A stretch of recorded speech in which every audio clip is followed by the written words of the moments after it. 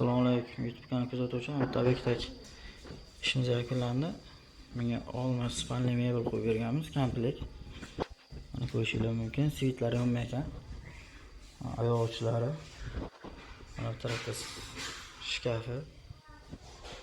Mana bitta to'michkasi qo'yilgan.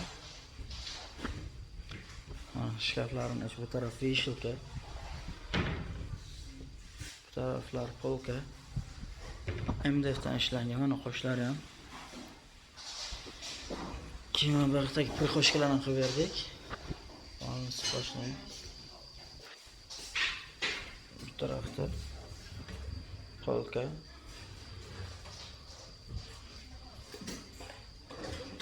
Bu tarafda vishilkalar qo'yilgan. Plastmassa kromga qilingan. Tepalari qora xrom ruchka qo'yilgan, vagon petli qo'yilgan, aksesuarlar. Mana bu tarafda detskiy xonalarni qilib berganmiz. Ikkita spalnikcha. Bu yerda dars stoli bor. O'rta qismida televizor joylashadi. Okay. Tagida tortmalari bor. Spalnikcha.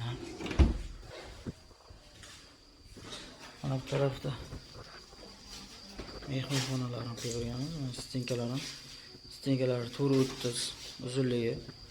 Mana ga stollari tak 3.10 ga 1.20 stoli. Mana 12 talik komplet. Mana stenkalari MDFdan krashinni.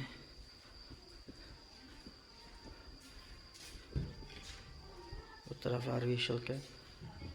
Port qismlari oyna. Mana ko'rishingiz mumkin. Bu stolimiz chista yong'oqdan qilingan. Mana ko'rishingiz mumkin. Oyoq qismlari ham.